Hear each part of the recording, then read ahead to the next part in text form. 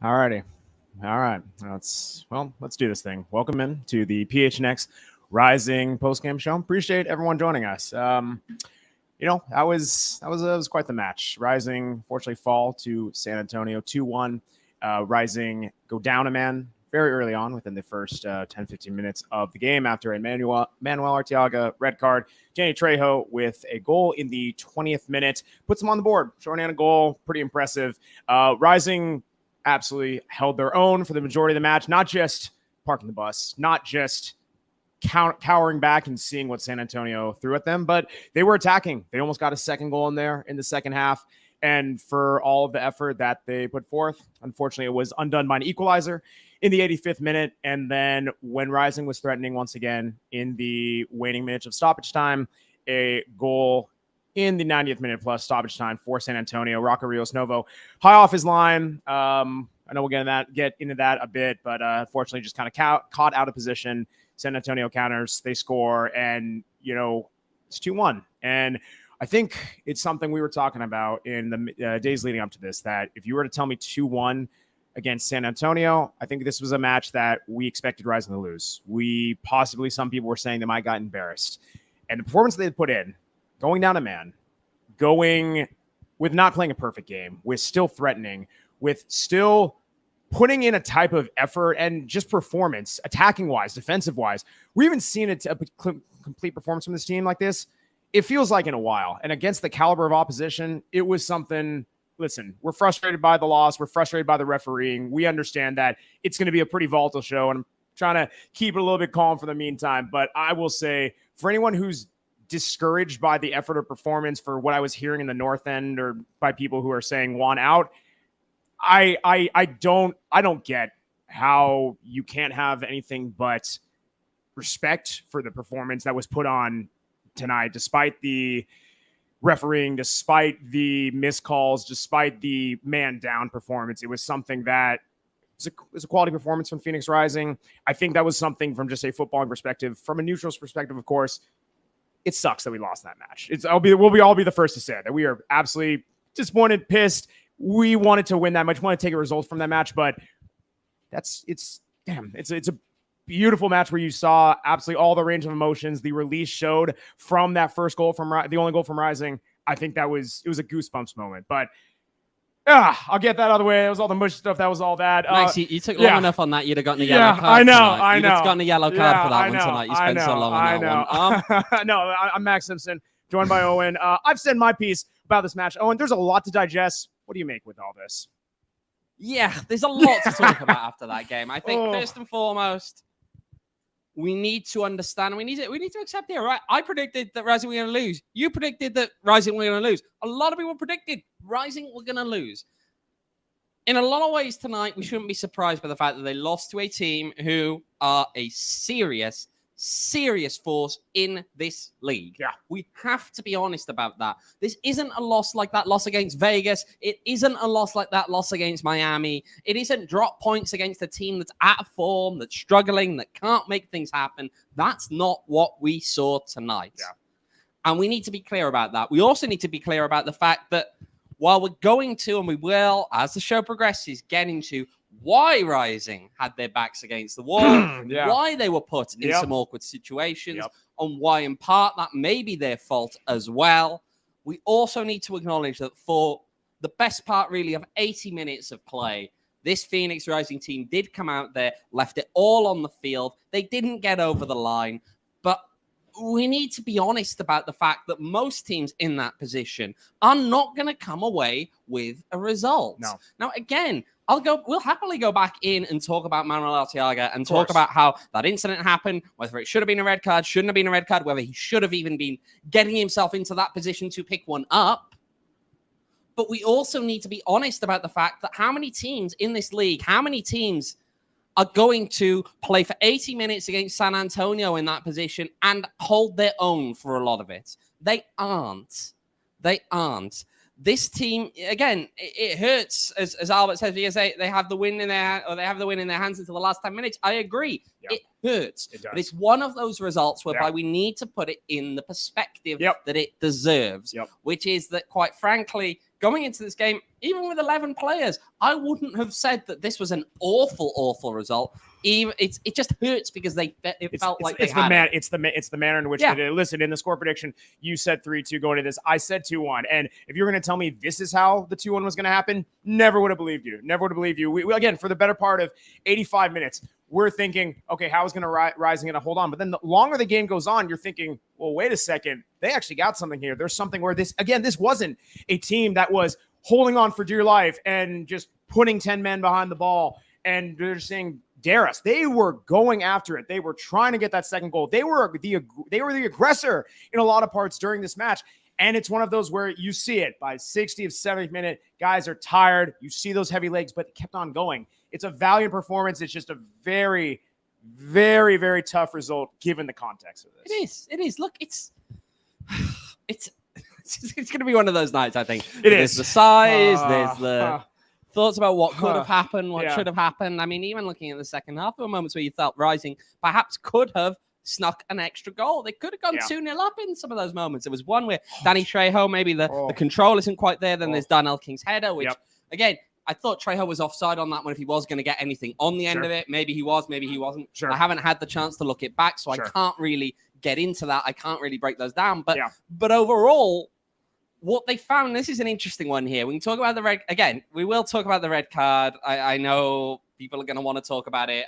Juan wanted to talk about it a little bit. Well, in the abstract, I'll say, after the fact. But you look at how the game changes after that point as well. And San Antonio are a team that catch you in those quick moments like they did on that final goal. Mm-hmm. They're a team that catch you in those spots. But when Rising go a man down and then ultimately take the lead, it changes the game in a way that isn't necessarily favorable to San Antonio a lot of the time. They aren't a team that are amazing at breaking you down in terms of, they've got a lot of the ball. That's not what they do. They beat you on the counter. They beat you in those moments. And because they weren't allowed to do that, it's how tough it ultimately got at times tonight. Now, it's not easy for them. They did, of course, break through, as you'd expect a team of that caliber of quality to ultimately do in the long run.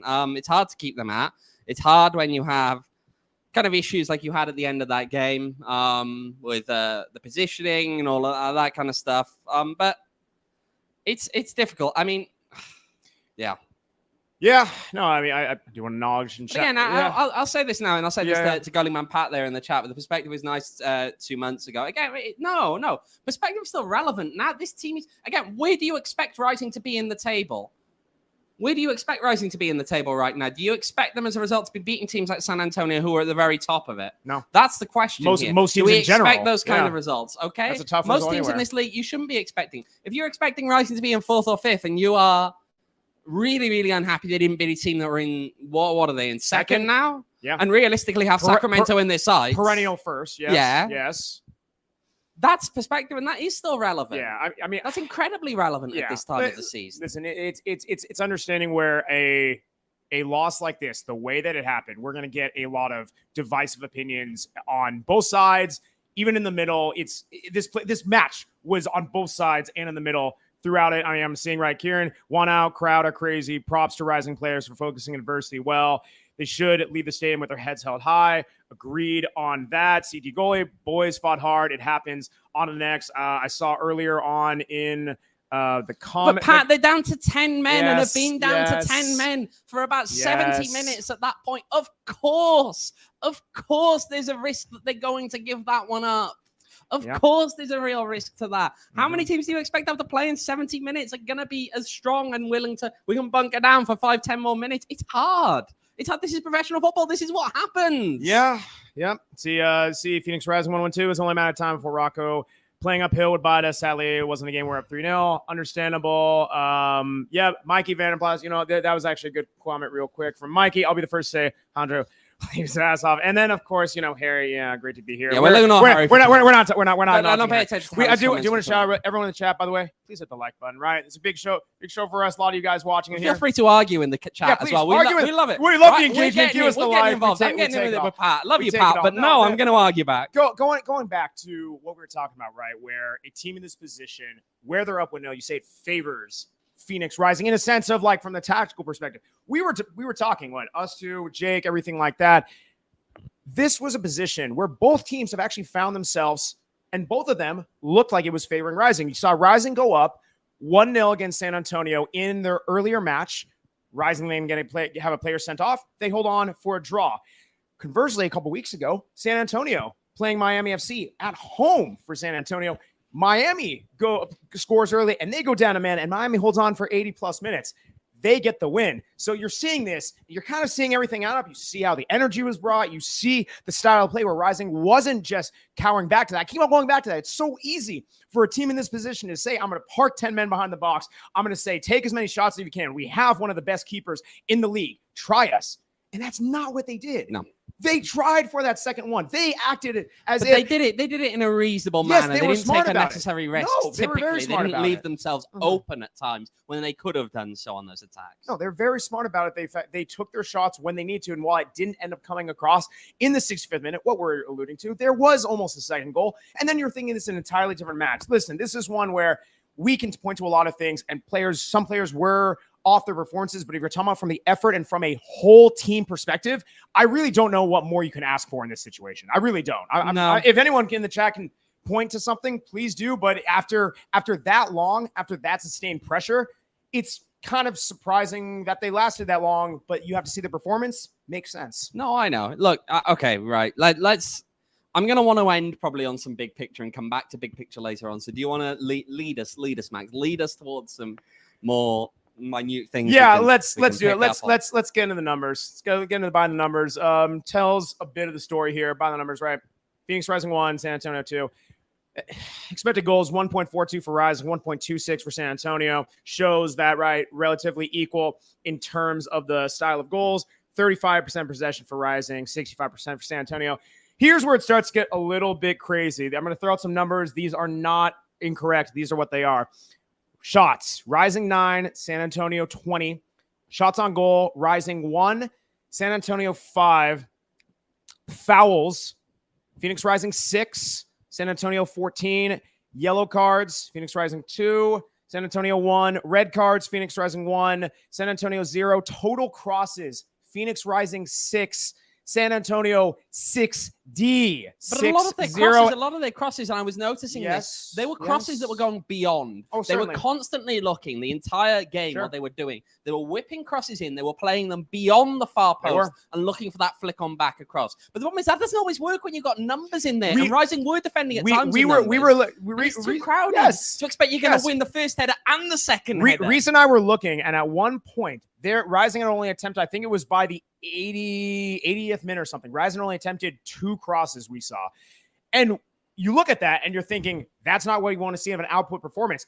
When you've seen previous Rising matches in recent weeks when they're shooting the ball over the place and the crosser going nowhere and it's almost just aimless, directionless, I looked at that stat and I'm thinking, this is actually encouraging. There's only 2 crosses. You think it was a much more deliberate attacking effort. I'm okay with that. Well, the way that I look at it, the way that I see what they're doing out there then is that you see a move away perhaps from the build-up that results in a cross when you're a team like Rising in the position that they were in. What they're moving to is something more a little bit direct. They're looking for a guy who they can play it forward to run onto. And Sometimes, yeah, maybe they're in wider positions, but more often than not, they were looking to try and pump it up, find someone perhaps either up the middle or someone who can play it in a different kind of way, not crossing. Because again, you do not have the numerical advantage in those moments. You don't have that advantage. You can't take those risks. And look, again, I wouldn't expect them to have a lot of crosses, because what I'm expecting in those moments is I'm expecting Rising down a goal, up a goal, sorry, down a man. Again, because you want to make sure you leave people back. You want to leave a lot of those people who are going to win headers back. Manu's a guy who can win balls in the air. He's lost now. Then you have, I mean, Danny's probably, I'd rather see utilization of Danny's pace, even though he can head a ball. I just think that, look, overall, it's tough. It's tough for Rising when you're coming up against an opponent who will also leave a good number back as well to deal with those moments of pace, to deal with that. It's just hard. To kind of pile on or echo Devin's comment, 20 shots. Another stat that blew my mind: corners. Phoenix Rising 1, San Antonio 20. It was absolutely staggering. Seeing some comments in the chat as well. Race Dog 88, this match was heartbreaking. Absolutely, sure was. Maybe it's keep. We lost after scoring first. It's unnatural.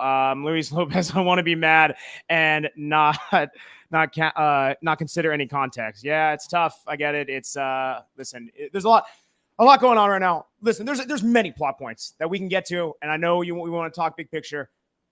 We got to talk about the red card. Yeah, we do. Let's talk about the red card. Let's peel the band-aid. We need to break down, and there are two parts to this. Number one is, should it be a red card? Is it something that Ricardo Fierro should be giving in that moment? I think that what we're seeing in that moment is that there is a movement of the head. I understand that. I'm not fully convinced by replays that have been shown what the extent of the contact, all of that is. It's worth noting that a red card in that kind of situation, we're talking about a red card for violent conduct in that moment. So a red card for violent conduct in that moment, you have to factor in the fact that it must include excessive force and or brutality. Okay, that's where we kind of draw the line. I know people will say, well, if there's heads involved, there's a lot of factors that actually play into this. That's why sometimes you see things off the ball, right? I mean, you could argue that anything off the ball is excessive, but that's not what football Hell of an acting job. That's not what football expects. Now, in this moment, I think what you're looking at is something that, by and large,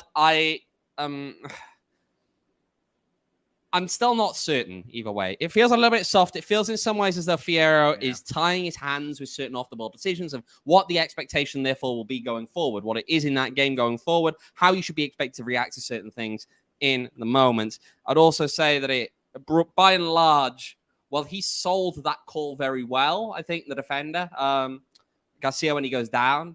I will add that I don't think his teammates were selling it particularly well, which to me speaks volumes to an extent. It's a question as to whether a red card is actually needed in that moment, or whether you can get away with going with the yellow. In the end, he goes red. Now, I will add this, though. Whether it's right or wrong, Manuel Arteaga does not have a need to get himself in that position at that time. Manuel Arteaga, as a player who is a leader on this team, should display much better consideration of the moment, the reality of what could be the consequence, what exactly he gains from doing that, which is nothing. He should be more mature in that moment and know that he can't get involved in that. I understand that football is a game of emotion. I'm not going to argue that in some ways. And I know there's a commentary about headbutting. Some people have actually suggested, I mean, look, it's been a long day. There's a lot of questions of replays that people have or haven't seen. A lot of people whose opinions I would consider quite seriously have watched it and said they're uncertain if contact was ever made, which that is an important part of this. But you can't, if you are Manuel Arteaga in that moment, regardless of whether that is the case or not, and we can get into that discussion. And you know what, honestly, after this, I don't necessarily want to get into the discussion. Arteaga in that case must show greater maturity in that moment. He cannot go and give the referee an excuse in that moment to pull out the card from the back pocket. When you do that, You get what you deserve to a certain extent. And again, yeah, football's a game of emotion. If this happens in the 70th minute and the guys have been going at it all game, maybe I understand that a little bit more. This is 12 minutes into a game. I'm sorry. If you can't keep your emotions in check, you have to seriously question. I'm sorry. You're a professional footballer. Do better. Yeah. It's a tough one when you leave it into the decision of the refereeing. I think that's essentially what I'm hearing. You boil the point down to is whether people are saying it's a red card or not, whether it was, whether people are saying it was headbutt, whether it was or not, from what we saw, it wasn't one of those where I'm like, bam, headbutting, just invade your personal space there. For those who are watching on video, it was rather more, I'm kind of up or kind of in your space, kind of like walking along. It was, you see from this ref, at one point, there was 4 fouls called for Phoenix Rising. Only one of them wasn't a card, right? The ref was very much, it was six fouls total for Rising. Half of them ended up being cards. You cannot leave it into the referee's decision, rightly or wrongly. And I get your point, right? As a player, as a guy who is contending for the Golden Boot, who has been capped as a guy of consistently starting for this club, can't put your team in that type of position. The interesting thing to me, right, and I know we don't want to belabor this point because it's time to move on. We're tired of talking about the red card, but it's interesting that the official immediately right away doesn't consult the AR, doesn't consult anyone. He just straight up goes away. He's got a view on it, right, Max? In that moment, I see what you're trying to get to, but this is a common thing, right? They've got comms, so don't even get in with the consultation. We do not know. We do not know on that one, okay? If you say over the comms, if he's got on the headset, right, and he says to his AR, I've got red, what have you got? And he says red, that's consultation. You don't know if they've done that or not, okay? We can't discern that, and we should never attempt to, I think, discern that in those moments. However, I will say that, and again, I also think that he's got a reasonable view on it, okay? Quite frankly as well, the assumption that the assistant referee can't speak up for themselves. Noah Kenyawani's been around this league for plenty of time, okay? That guy, if he wants to speak, he can speak. If he's not going to speak up, and bear in mind, that red card can be rescinded until play restarts. Sure, it's more so that he was so confident in his decision. Red card, there was zero hesitation. He walks over, he sees it immediately. There was no, I'm not even talking about that, oh, what's your decision, like even deliberating. It's more so he came up knowing in the situation and immediately shows red. It shows that regardless whether people thought it was ambiguous or not, whether it was a headbutt, whether it wasn't, the situation from what he saw, immediate red, and there was zero hesitation about it. You can't put yourself in that situation. That's more that's entirely correct. I think now, do you want to get more into refereeing more broadly? Because obviously this was something that Juan actually brought up initially when I asked him his initial thoughts. Again, he's vaguely spoken on times. What he said is, look, when we perform badly, I want to take the blame. I want to be the first to hold my hands up and say that we didn't do well enough. He said that it's time as well that maybe when the league look at certain things, people need to be starting to raise hands and step up and accept things. It was a very clear expectation, a very clear thinly veiled message of not that thinly veiled. But it was aimed at the officiating tonight. Look, Juan picks up a yellow card in that game. Referee Ricardo Fierro also dismissed, I've been led to believe he dismissed the ball kid at one point in the first half for not retrieving a ball as quickly to his liking. Brutal.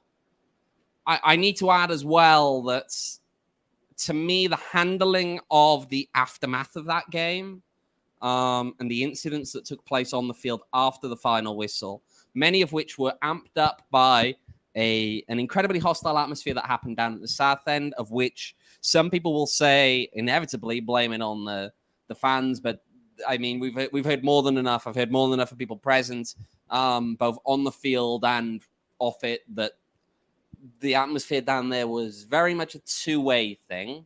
The engagement was crossing a line that should and wasn't handled correctly by the officiating crew in some ways. That especially is inclusive, I think, of some of the actions that took place at the time of the winning goal for San Antonio, where I think builds up into a bigger picture of Fierro ultimately trying to get out of there in that moment. That is shown by the fact that you end up with a mass confrontation at the final whistle. And when you look for Ricardo Fierro, the referee, he is nowhere to be seen. The reason, he has walked straight off with his crew immediately. Now, that's something that at a grassroots level is often told to referees to get off because there's very little support there. At a professional level, when you do that, what you are saying is the league have got to work this out on their own. There is no input from the referee, no visibility of anything that has happened there. anyone who has committed an act of violent conduct or any other serious offense out there is now beholden on the fact that there was a camera out there to pick it up. There is, and I haven't heard any allegations of violent conduct, so I'm just putting forward in theory if that happens in that. Okay, yes, I can't give that point. Sure. But the point here is that at that stage, when the officials are still out there and clearly tension's kicking off, you do need to be watching that. You can't be the first off the field. You can't be. That is a dereliction of duty in those moments. Now, people sometimes have the expectation the officials are going to get involved in it. No, but you stand back, you take notes, you observe, you submit a report to the league. That's what happens in those moments. When you walk off as quickly as they did, doing so a mere 45 to 50 seconds, maybe after the 4 minutes that was added, was given that a large portion of that time the ball was not in play. Yep. He actually called it before a corner where he was going to allow the corner, but then intervened in there.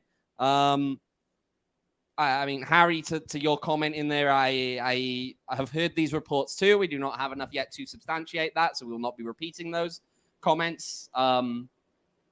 But yeah, I don't know. A lot of stuff today was, yeah.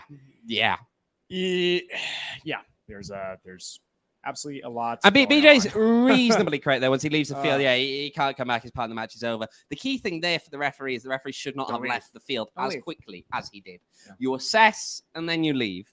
Broadly speaking, a lot of leagues, professional leagues now won't like it when you leave that quickly. For the very simple reason that, quite frankly, as a referee, your safety is, broadly speaking, not in trouble.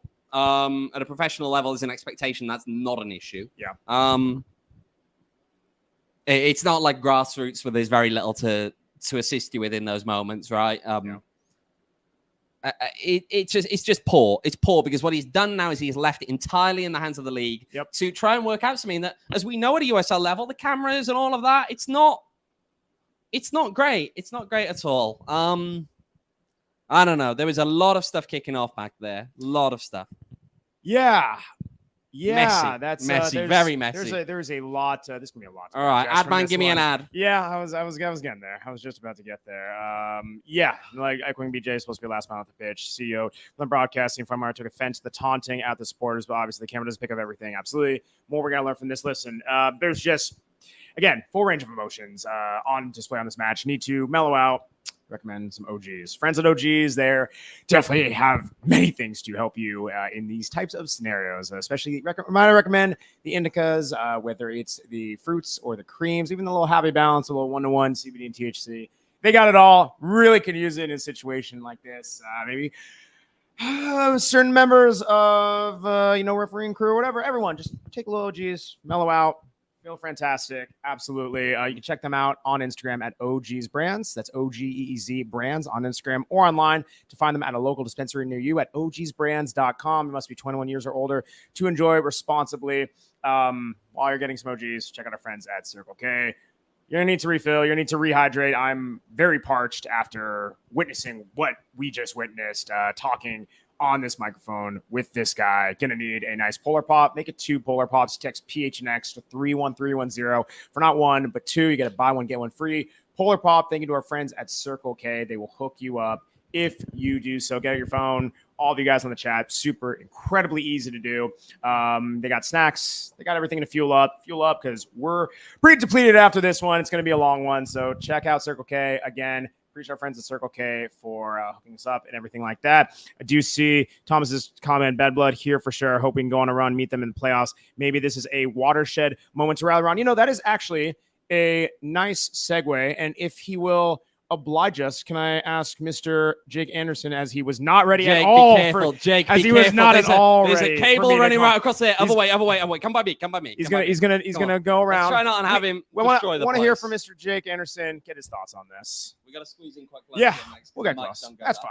That's fine. Okay. From one of the few times I actually agree with almost everything Owen said. That's how you know something went badly today.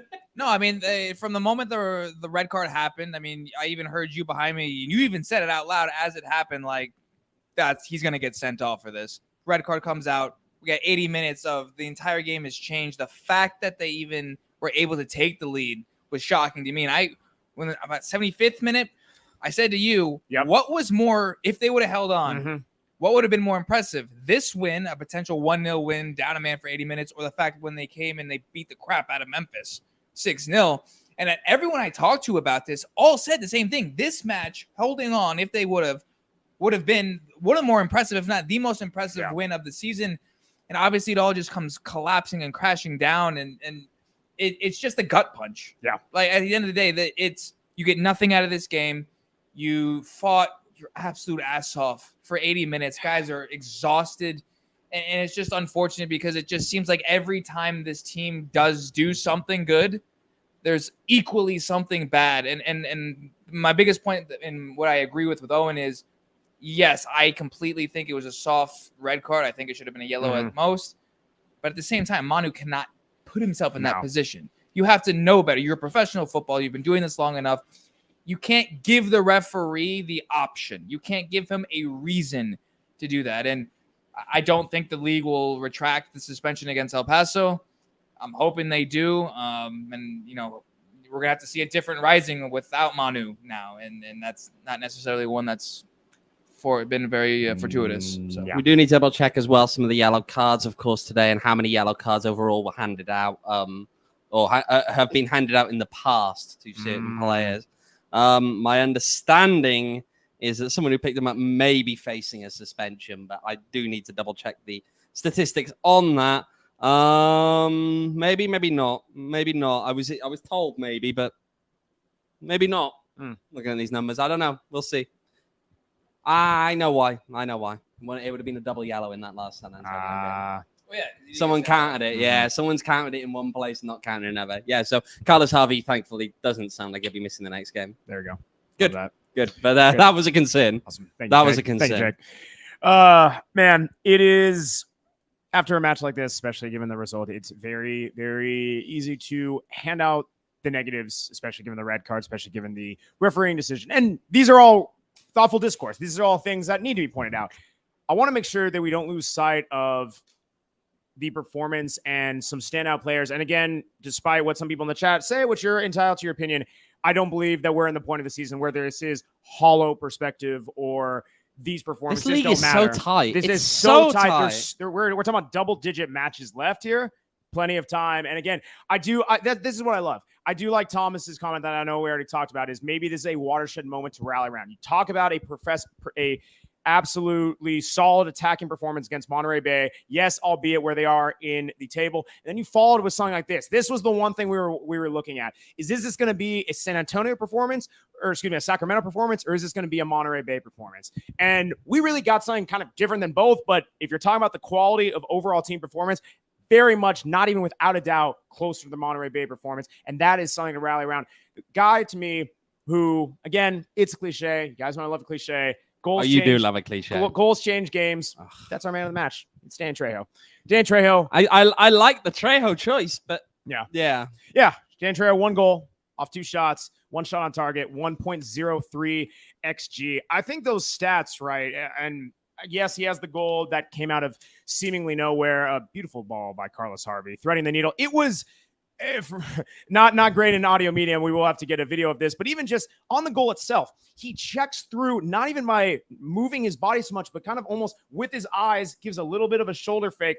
Defender, absolutely, which it's partly on the San Antonio defender. He absolutely tries to undercut it for no reason. And then Dan Trejo just slips in behind him. It's the little nuances that makes him such a different player. And especially in a match where you're now down to 10 men and you need to think, how can I make smart runs where I know the ball over the top isn't necessarily going to be working, where it's going to be very difficult to break down defense. It's those through balls in behind where you have a defense creeping up on their line is how you do it. That's exactly what he did. You have to know the situation and you have to know what the defender is doing. He did both, made it look absolutely easy, but not just that. I mean, the effort he put in, that man absolutely hustled his ass off and deservingly so man of the match. Indeed. Yeah. So, yeah, I think, look, overall on that front, Trejo became the attacking outlet when Arteaga went. Trejo was in many ways the main and at times only attacking outlet. I think he'd been in a... I mean, Trejo's inability to clear the ball cost us the equalizer. I get that as well. But again, it's late in the game. It's frustrating. It's incredibly frustrating. I won't argue that at all. But You know what? One other thing we haven't spoken about in terms of the goal conceded was Rocco. I think. Look, I'm gonna make a comment on Rocco with the second goal. Sure. I understand. There is whenever a goalkeeper makes a decision like that, it never looks good. It never looks good. He has been asked to play in that kind of role and has been doing so many times this season. It has helped the team more often probably than it hasn't. The problem is, of course, eventually you're going to get caught. And that's what happened tonight. And it's not great when it happens. It looks awful. Yeah. I mean, there's a question there as to whether you just, that deep in the game, do you just hope that someone just takes the guy out? Do you hope that someone just takes the red card? I was kind of okay with it. And I was okay with hopefully it. play for that Yeah. draw then and hang on and walk away with the point. Yeah. I mean, goalie man Pat gets the point there. I don't necessarily disagree. I understand that one. At that stage, look, if it was 5 minutes to play necessarily, or 5 minutes to the 90, so about the 85th minute, I understand the nerve about doing that. But it happens at 92. At that point, you take the red. You take the red. Just take it and back everyone back there. Plus, also, you kind of have to. I don't disagree with Pat in that one. Right. I don't disagree with RD in that one. I understand. I completely, broadly speaking, would agree. Yeah, I mean, especially at the time where he was B, where then he's running parallel to him, and it's like, okay, well, at this point, unless he just misses the shot, he's going to score. So it's an instantaneous snap decision. One, you got to make, even though you lose the consequence. I think the thing, and I don't want this to get lost. Again, to your point, it is easy to say, Rocco, too far high off his line, had a bad angle, all this stuff. Lest we forget, a couple weeks ago in this home game where Rising was holding on to 1 goal lead, if I'm not mistaken, he was in a very similar situation where attacker coming at him one-on-one. Rocco took the high angle, forced the attacker farther out wide, and ended up being deflected off, no goal. These things can play to your advantage. It just so happened didn't work out today. If you're replaying that same situation again, knowing that Rising is pushing for a goal, because as they've been doing, they don't want to settle for a draw, even if you're down a man. I get you want the point, but they were still in a sense of having him play up high near the midfield line wasn't a bad situation. If you're in that situation again, 10 out of 10, other than changing where I would tackle the guy, I'd take the red card or whatever. If I'm Rocco, I would not play the situation different other than taking the guy out. Okay, right. I'm going to use that now as the excuse to segue back to big picture a little bit here. And I want to do so because we did have one chat that came in a couple of minutes ago from Goalieman Pat. All I'm saying is everything that's being said is getting dangerously close to the same things we were saying at this time last year. I understand that. I understand that there were times last year where there was frustration, where excuses would be made, all of that kind of stuff. I think this one's a little bit different. If you want to say that about Sacramento, go ahead. If you want to say that again about Miami, go ahead. If you want to say that about the Las Vegas loss, go ahead. I understand that those were bad losses. Yeah. They were bad games with a bad performance that needs and frankly should be called out. I think we did at the time, even if we've tried to add context at times. But I think we've done a reasonable job in calling out the fact that, especially that Sacramento game, ugly, awful. The players, quite frankly, needed a reminder on times of just, no, you can't put a performance in like that in the first half of a game. You just can't. However, tonight, that's not what I saw. And again, it's complicated. You can't expect the team to win every game. I understand the context there, but to me, I'm going to move it onto the bigger picture as well. And the people who are chanting Juan out from the North End, I'd like to ask, do you know what football is? Did you watch the same game that I watched? Are you here in planet Earth? Is this the stadium you are occupying? Are you... Do you? I don't know. I mean, I wonder. Look, it's. Again, you're right. On the bad losses earlier in the year make this tougher to accept. I agree. I'm not going to argue with that one. Look, tonight, if we're going to look at the loss, who are we putting it on? It could go on the referee if you think it wasn't a red card. Man. It could go on Manuel Arteaga, even if you don't think it's a red card, because he shouldn't be getting involved in that. It could go on, and this may sound harsh. I think this is a very harsh one, but if you wanted to go down the route of saying Rocco for not taking the guy out at the very end, you can make an argument for it. I don't necessarily agree with that, but you can make an argument for it. I don't personally see where the argument for this one being on Juan is. And I mean, Godyman Pat, you agree there? It's good. I like finding common ground with people. This one is not on Juan. I think it's not on the boys who finished that game. Yeah. And it's not on Juan Guerra. No. Again, if you're going to blame anyone for this one tonight, it's on Rising's team. It's Manuel Arteaga for getting involved in something that he shouldn't have gotten involved with. Right or wrong decision on the red card. He should have had the maturity to not do so.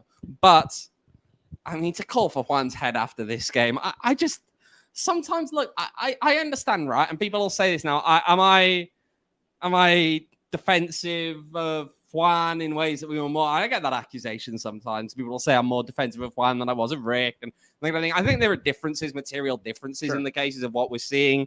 I just don't get how anyone could look at tonight and say, well, this was on Juan Guerra. I don't get that. I don't get it. There are multiple differences for the comment of saying, hey, this is similar to what we were saying around this time this year. A couple things. Number one, this was a team that was taken over slightly after midseason by Juan Guerra. Yes, at this point this year, we're thinking, hey, the results got to come. We can't just keep having these performances. Okay, you're taking over a team mid-season, after midseason, and you're kind of left to pick up the pieces. That hire was not just for, hey, let's rescue this team and get into the playoffs for last season. It was for the broader picture ahead. The other thing is this. I understand that results have to come, and we talk about this consistently. It is a broken record on this show that performances, you hope to match the results. There have been Rising wins and draws that we have said their performance was horrible and that we have lambasted the performance even despite a positive result. Well, can we also be honest about the fact that early in the season, we were quite critical, I thought, of some of the tactical direction as well at times. What we were seeing was quite poor, and it was time for people to actually start thinking up new ideas and time to actually think about adapting in the right ways instead of making bad decisions. And that leads into my point of this is something where you see within this result tonight and with the performance, not just the effort, which, yes, that can be measured, whether that's down to a coach or players, whatever. It's not just in the effort. It is about how teams can adapt, how we have seen this team, even in recent weeks. This isn't like, oh, it's an earlier the season thing we haven't seen since, that this team still stalls on the attack, right? There still have been poor performances from an attacking standpoint, from a lack of clearances and just bad passes on the defense. We're not saying this is a 180 where, okay, like Rising doesn't have any of the issues of old or anything like that, but this team has been adaptable. Even if it hasn't always worked, even if there has been silly mistakes, you can't look at this team and say that there hasn't been an emphasis to at least bring in new players, to try new personnel, to find new ways to attack. You've seen this from weeks where 1 week they are flinging the ball in 20, 30 crosses, none of them are hitting, to a performance like this where even if you are shorthanded, you change up your attack, you bring in players and put them in different situations that make it work.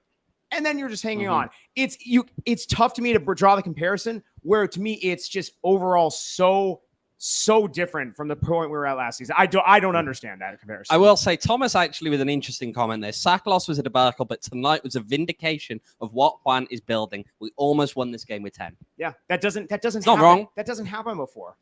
No, I don't think this happens. That to me is the team falls apart last year. That to me is the biggest reason why this is different from last season, whether you're talking about when it was with Rick, when you're talking about when Juan took over. This performance, yes, albeit the result, this does not happen last season. No, it doesn't. No. One word, consistency. Artie, that's a fantastic way to put it. Someone to me, very, very consistent that I've seen as of late, and I do want to give a shout out.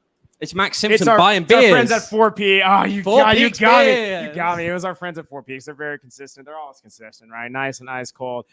Always delicious after, tough result like this. In good times and in bad. Toast our friends at 4 Peaks. The Wows, the Hazies, the Kill Lifters. Let's get a cold one.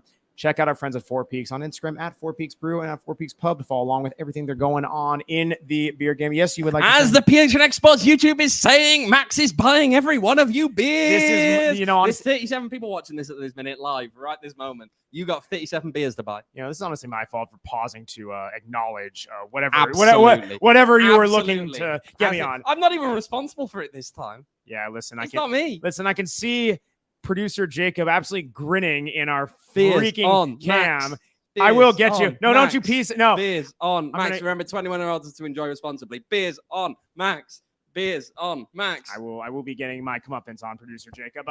Some place where I did buy beers.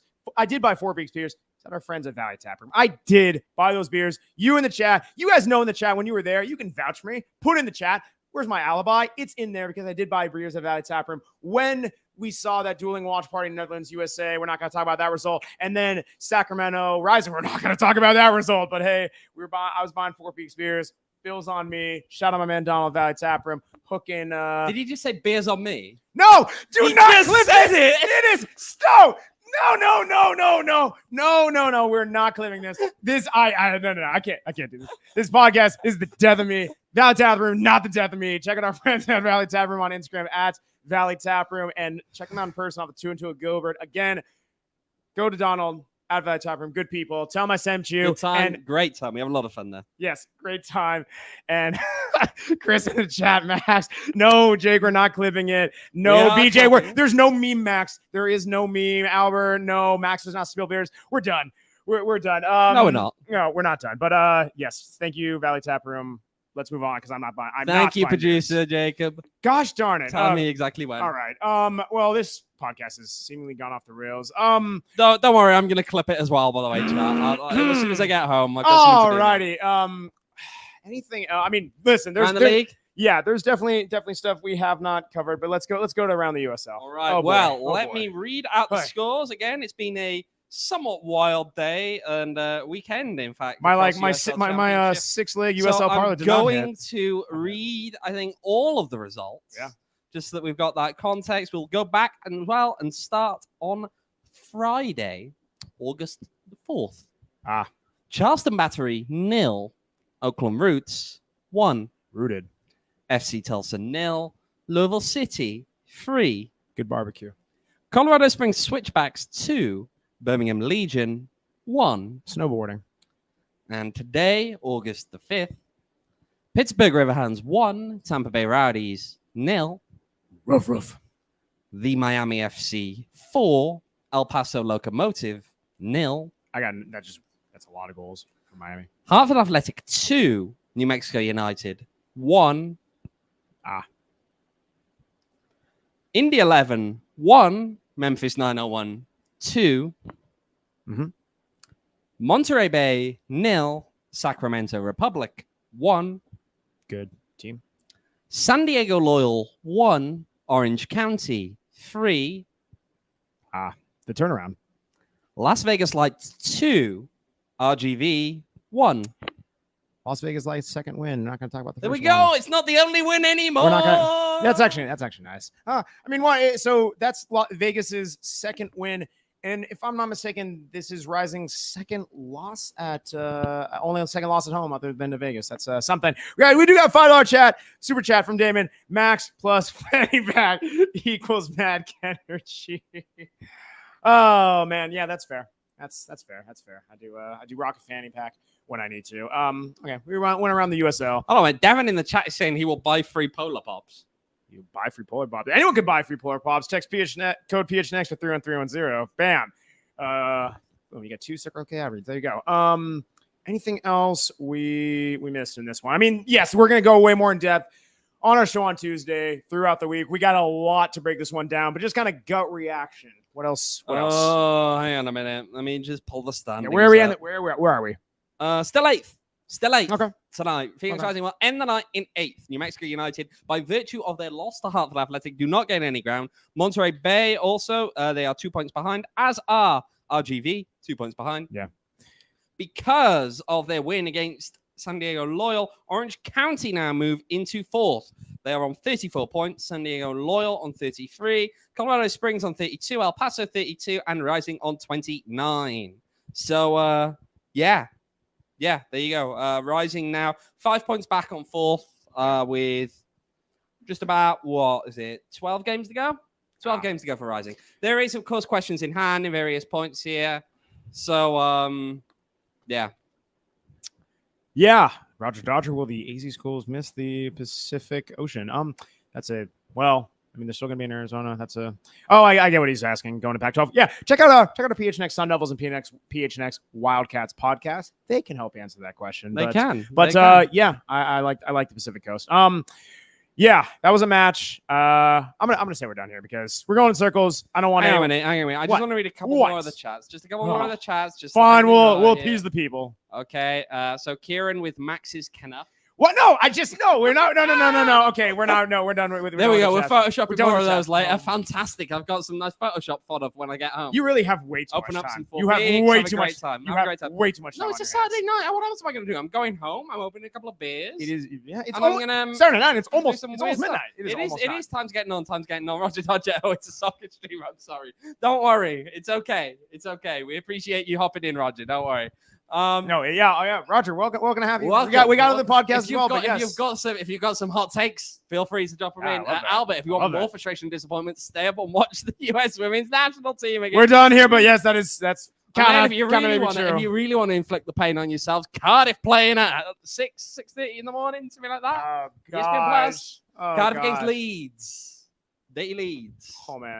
Oh man, make college Super League. Okay, on that comment, we know college Super League. We're done here. We're done. Appreciate everyone joining us again. Join us on Tuesday, 6 p.m.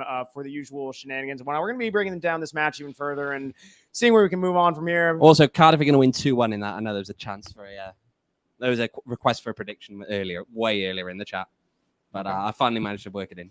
There we are. Fair enough. Love the Bluebirds. Appreciate everyone joining us on here. You can follow us on Twitter at PHNX__Raz because double the underscore. I don't know. I don't feel like saying it tonight. Double the goals can see in the last 5 minutes.